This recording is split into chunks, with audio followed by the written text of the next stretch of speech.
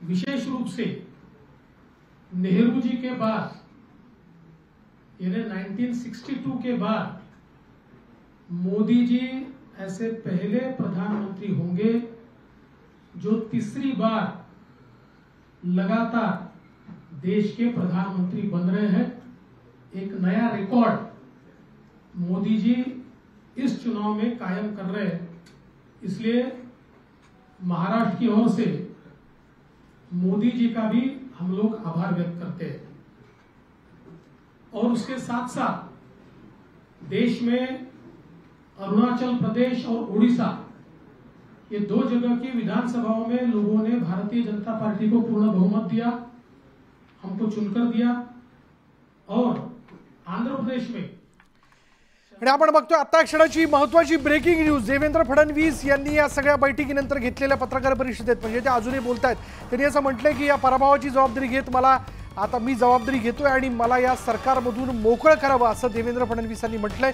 तशी मागणी त्यांनी केलेली आहे आणि आता बघूयात या सगळ्यानंतर काय घडामोडी घडतायत। अर्थातच आजच्या इंडियाच्या बैठकीत या विषयाला घेऊन चर्चा होईल, पण तुर्तास तरी आपण बघतोय की आता राज्यातल्या या पराभवाबद्दल एकूणच उपमुख्यमंत्री देवेंद्र फडणवीस यांनी चिंतन बैठकीनंतर असं स्पष्टपणे म्हटलेलं आहे की मला या सरकारमधनं मोकळं करावं। म्हणजे अर्थात या सगळ्या याच्यात त्यांना मी राजीनामा देतो असं काही सुचवायचं आहे का,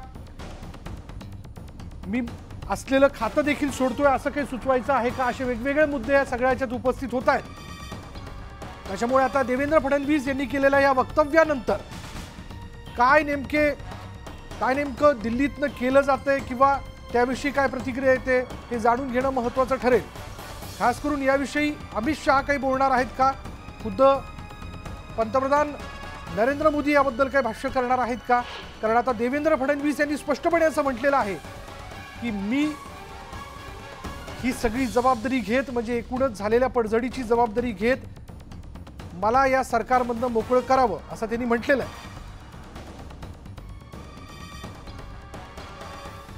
त्यामुळे त्यांनी केलेले हे वक्तव्य थेट हेच दर्शवतंय की ज्या केवळ आणि केवळ 9 जागा ज्या भाजपच्या राज्यात निवडून आल्या, भाजपचे 9 खासदार निवडून आले, जे की गेल्या वेळी 2 आकडी होते ते 1 आकडीवरती आल्यानंतर या सगळ्या पराभवाची जबाबदारी कोणीतरी घेणं आवश्यक होतं। अर्थात त्या पराभवाची निश्चिती म्हणजे त्या जबाबदारीची निश्चिती होणं आवश्यक होतं, पण आता देवेंद्र फडणवीसांनी असं वक्तव्य केलंय। त्याच्याबद्दल मोदीजींनी स्पष्ट करून देखील या अपप्रचाराला जे बळी पडलेत आणि त्यांनी मतदान केलंय त्यांना खऱ्या अर्थाने त्यांचा संभ्रम दूर होईल आणि ज्यांनी त्यांना फसवलंय त्यांचे खरे चेहरे त्यांच्या समोर येतील। फडणवीसांनी म्हटले राजीनामा देतो, फडणवीस म्हणाले राजीनामा देतो, सर फडणवीस म्हणाले राजीनामा देतो।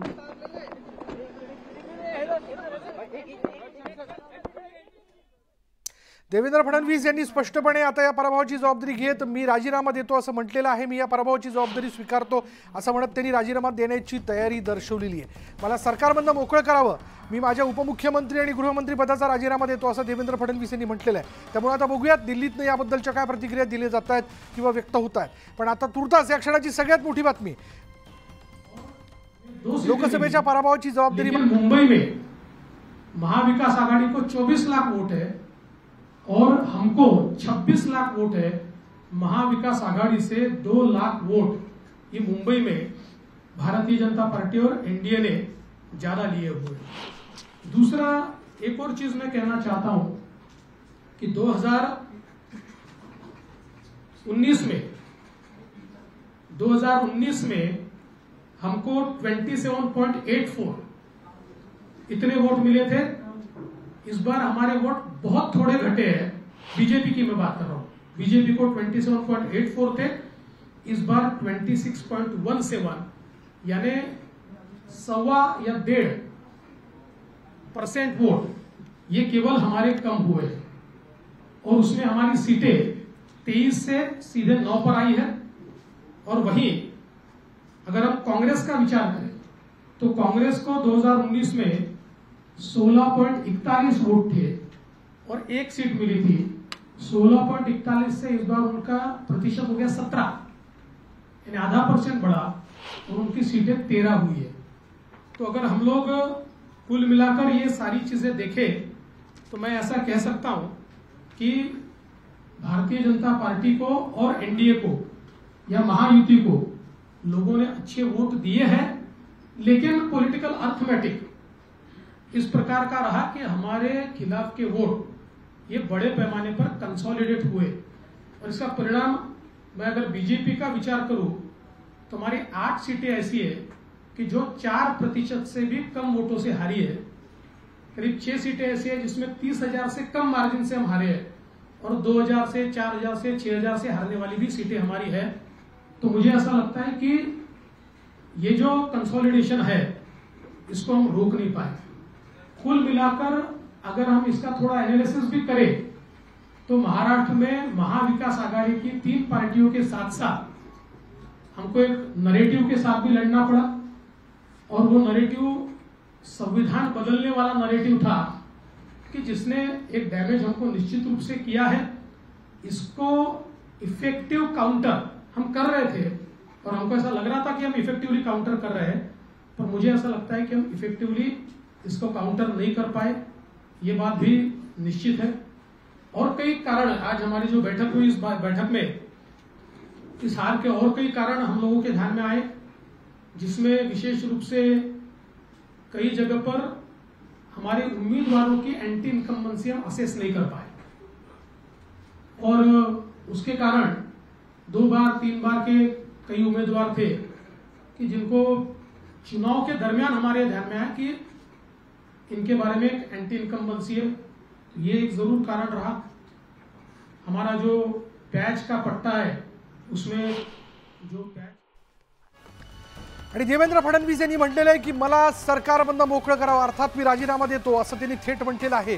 राज्यातल्या भाजपच्या खासदारकीसाठी उभ्या असणाऱ्या उमेदवारांची झालेली पडझड किंवा एकूणच ज्या जागा कमी निवडून आलेल्या आहेत त्यांनी काय म्हटलं देवेंद्र फडणवीस पाहूयात। मी पक्षाला एक विनंती अजून करणार आहे, अर्थात भारतीय जनता पक्षामध्ये पक्ष सगळे निर्णय करतो की आता मला विधानसभेकरता पूर्ण वेळ त्या ठिकाणी उतरायचा आहे। त्याच्यामुळे मी भारतीय जनता पक्षाच्या शीर्षस्थ नेतृत्वाला ही विनंती करणार आहे की त्यांनी मला सरकारमधनं मोकळं करावं आणि पक्षामध्ये पूर्ण वेळ काम करण्याची त्यांनी संधी द्यावी, जेणेकरून ज्या काही कमतरता राहिल्या आहेत त्या कमतरता पूर्ण करण्याच्या दृष्टीने मला माझा पूर्ण वेळ देता येईल। अर्थात बाहेर राहिलो तरी सरकारमध्ये जे काही आम्हाला करायचं आहे ते आमची टीम करेल, त्यांच्यासोबत मी असणारच आहे। मी पक्षाला एक विनंती अजून करणार आहे, अर्थात भारतीय जनता पक्षामध्ये पक्ष सगळे निर्णय करतो की आता मला विधानसभेकरता पूर्ण वेळ त्या ठिकाणी उतरायचा आहे। त्याच्यामुळे मी भारतीय जनता पक्षाच्या शीर्षस्थ नेतृत्वाला ही विनंती करणार आहे की त्यांनी मला सरकारमधनं मोकळं करावं आणि पक्षामध्ये पूर्ण वेळ काम करण्याची त्यांनी संधी द्यावी, जेणेकरून ज्या काही कमतरता राहिल्या आहेत त्या कमतरता पूर्ण करण्याच्या दृष्टीने मला माझा पूर्ण वेळ देता येईल। अर्थात बाहेर राहिलो तरी सरकारमध्ये जे काही आम्हाला करायचं आहे ते आमची टीम करेल, त्यांच्यासोबत मी असणारच आहे। तर देवेंद्र फडणवीस यांनी थेट म्हटलेलं आहे की मला आता विधानसभेच्या दृष्टीने म्हणून मैदानात उतरायचं आणि त्या दृष्टीने मला तयारी करायची आहे, लक्ष द्यायचं आहे, म्हणून मला सरकारमधनं मोकळं करावं। मी शिंदेंना विनंती करतोय असं त्यांनी म्हटलेलं आहे आणि अर्थात त्यांनी पक्ष नेतृत्वाला देखील विनंती केलेली आहे की मला सरकारमधनं मोकळं करावं, मी उपमुख्यमंत्रीपदाचा राजीनामा देतो, माझ्या गृहमंत्रीपदाचा राजीनामा देतो असं त्यांनी म्हटलेलं आहे। आणि असं म्हणत असताना त्यांनी हे देखील स्पष्ट केलंय की भले मी बाहेर पडलो तरीही माझं मुंबई के अध्यक्ष आशीष शेलार जी, इन्होंने बहुत अच्छा काम किया है, मैं निश्चित रूप से उनकी प्रशंसा करता हूं। कार्यकर्ताओं ने भी जी जान से काम किया है। भारतीय जनता पार्टी के कार्यकर्ताओं ने केवल खुद की कॉन्स्टिट्यूएंसी में नहीं, शिवसेना की और एनसीपी की कॉन्स्टिट्यूएंसी में भी बहुत अच्छे से काम किया है। हाँ, ये जरूर है और जो मैं स्पष्ट रूप से मान्य करता हूं कि हमारे जो मित्र हैं उनके साथ नीचे में समन्वय के कुछ प्रश्न निर्माण हुए हैं, जिसको हमें उपमुख्यमंत्री पदाचा राजीनामा देणार असल्याचं उपमुख्यमंत्री देवेंद्र फडणवीस यांनी म्हटलेलं आहे. त्यांनी म्हटलं की मला सरकारमधनं मोकळं करावं. त्यांनी असं म्हटलंय मला या जबाबदारीतनं मोकळं करावं असं त्यांनी म्हटलेलं आहे.